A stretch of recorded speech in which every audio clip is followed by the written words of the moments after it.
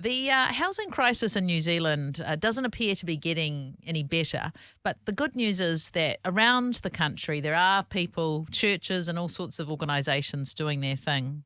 I came across a real good news story recently that I wanted to share with you of a local church in Lower Hutt in Taita.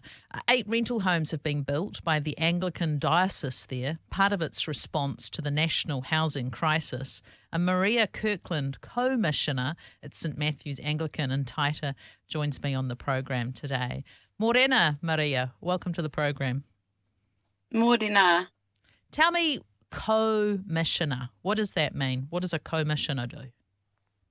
Sure. I mean, I'm just one of the ministers there, and I do that in conjunction with somebody else.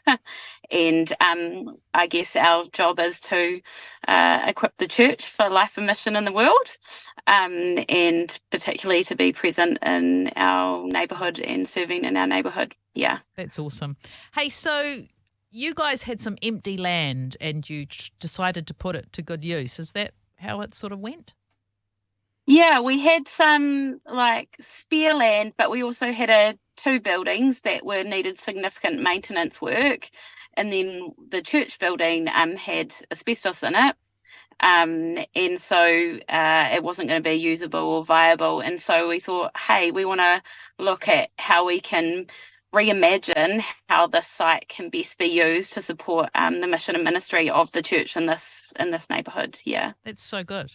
So what's being built, Maria? 8 rental homes. Are they sort of different sizes? And yeah. So there is 1 4-bedroom house, 3 2-bedrooms, and 4 1-bedrooms, recognising that most of the need in terms of housing in our country is at 1 and 2 bedrooms, and then the 4 and 5-bedroom type of housing. Okay. So that's kind of why that was pitched that way. And then we have been slowly upgrading and renovating our church hall we made a sacred space so that the church can still gather and meet. It's a bit more of a multi-purpose building, so that sort of better fits our needs and hopefully the needs of our neighbourhood. That's great. And I'm presuming that the property's all rented out now? They are all rented out, the last few months. And the broader Anglican Diocese built the housing, and we entered into as a church community, entered into a partnership with them, and they manage all the tenancies. So that's great. And who was it aimed at that these houses are for? Like, who could sort of apply to rent there?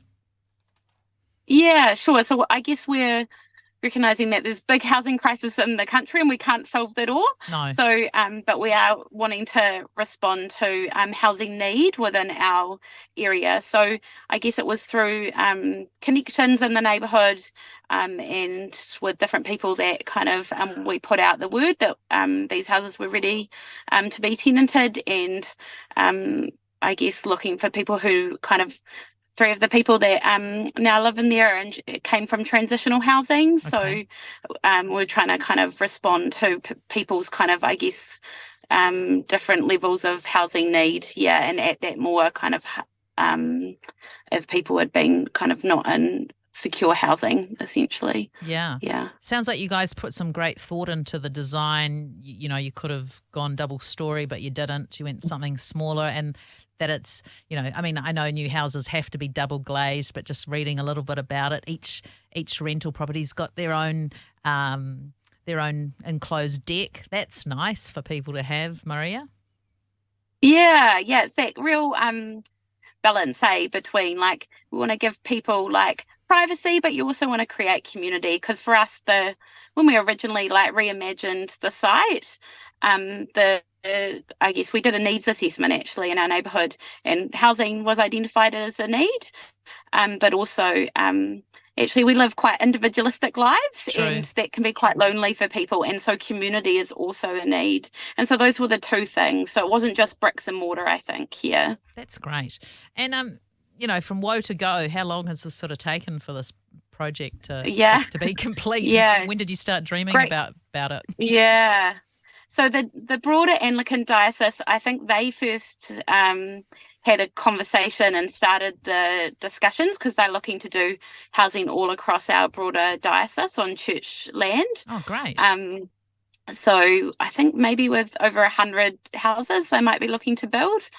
Don't quote me on that, but and then so they started that about 8 years ago, and then I remember having the first conversation about our housing site about 7 years ago. So it's a long journey. Yeah. You've got to be in it for the long term. For sure. And now that it is complete and that your tenants are all in there, how does that feel? Yeah, I mean, well, last night we actually just had a community dinner with a bunch of the tenants, and it was just it was just really beautiful, and it's great to be able to do a bit of life, but also see how the housing is transforming some of people's experiences of wanting to be in their house and wanting to be at home, right? So yeah, having a home, there's nothing quite like it, is there? No, that's right. Maria Kirkland, St Matthew's Anglican in Taita, thank you so much for your time today. Cool. Thanks, Lizzie. Bye. Thanks, Maria. That's really great. Awesome. It's a great story, and so cool that the wider Anglican Church is, expanding this through the region. That's really great. Yeah. Yeah, it's pretty innovative. So yeah, love that. Yeah. Love it. Yeah, me too. Me too. Who wants to do the same stuff the same way? Yeah, exactly. Boring. Yeah. Exactly.